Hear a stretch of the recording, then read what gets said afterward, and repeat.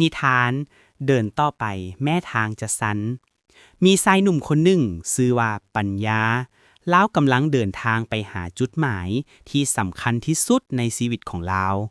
นครแห่งความสำเร็จที่ตั้งอยู่เทิงยอดภูสูง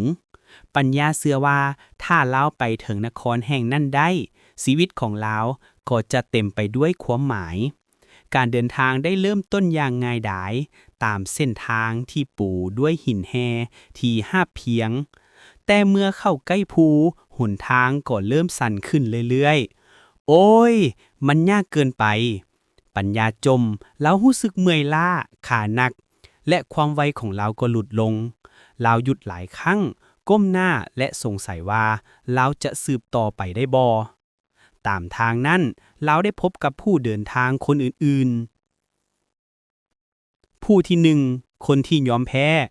ชายคนนี้กำลังนั่งอยู่แคมทางเบิ่งขึ้นไปด้วยความหมดหวังอย่าพยายามเลยปัญญาทางมันสันเกินไปค่อยได้กลับคืนมาแล้วมันบอกคุ้มค่ากับความเจ็บปวดผู้ที่สองคนที่รอท่าหญิงสาวคนนี้ได้ตั้งแคมป์อยู่บอนที่สะดวกสบายและว่าค่อยจะรอท่าจนกว่าทางจะหาบเพียงลงเองเจ้าก็ควรพักพรคือกันปัญญาฟังคำเว้าของพวกเขาและเกือบจะตัดสินใจที่จะกลับคืนหรือพักเซาอยู่บ่อนนั่นแต่เราได้เบิ่งไปข้างหน้าและจื้อจำถึงเหตุผลที่เราเริ่มต้นเดินทางในขณะที่เราลังเลเราก็เห็นชายเฒ่าคนหนึ่งที่กำลังย่างขึ้นไปอย่างซ่าๆชายเฒ่าผู้นั้นบ่ได้ย่างไวแต่ทุกบาทก้าวของเราแม่นมั่นคงและต่อเนื่อง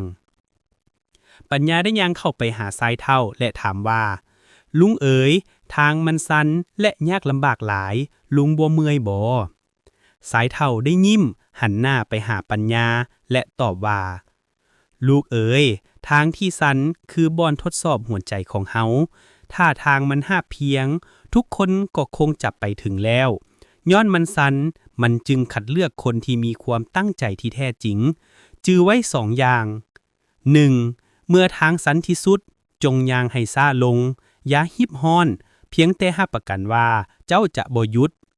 2. เมื่อเจ้าเบิ่งขึ้นไปจงอย่าลืมเบิ่งก้องตีนของเจ้าสุมใส่เพียงแต่บาทก้าวต่อไปของเจ้าเท่านั้น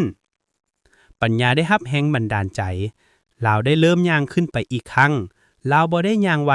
แต่ลาวได้เอาใจใส่ทุกบาทก้าวที่ลาวย่างเมื่อทางสั้นขึ้นลาวบ่ซ่าลงเมื่อความคิดที่ลบเข้ามาลาวก็สั่นหัวออกและสุมใส่เพียงแต่บาทก้าวต่อไปหลังจากการเดินทางที่ยาวนานและยากลำบากปัญญาก็ได้ไปถึงนครแห่งความสำเร็จแล้วพบว่าเมืองนี้บ่ได้มีผู้คนหลายมีแต่คนที่ฮู้คุณค่าของความภาคเพียรเท่านั้นเราหันกลับไปเบิ่งทางมันยังคงสันคือเก่าแต่เราฮู้ว่าเราได้พิสูจน์ให้ตัวเองเห็นแล้วว่าหัวใจของเราแข็งแกร่งเพียงใดข้อคิดที่สร้างแรงบันดาลใจความสำเร็จอยู่ในความต่อเนื่องเมื่อชีวิตหรือการเฮ็ดเวียกที่ยากลำบากขึ้นทางสันสิ่งที่สำคัญที่สุดคือการบ่หยุดการย่างซ่าๆแต่มั่นคงดีกว่าการหยุดอยู่กับที่ทางสันสอนให้เฮาแข็งแกร่งอุปสรรคและความลำบากบ่ได้มีไว้เพื่อหยุดเจ้าแต่มีไว้เพื่อเสริมสร้างกำลังใจและความตั้งใจของเจ้าจงสุมใส่บาตรข้าวต่อไปเมื่อเจ้ารู้สึกโอเวอร์เวมหนักหน่วงอย่าเบิ่งจุดหมายที่อยู่ไกลแต่จงสุมใส่เพียงแต่สิ่งที่เจ้าต้องเฮ็ดให้สำเร็จในปัจจุบัน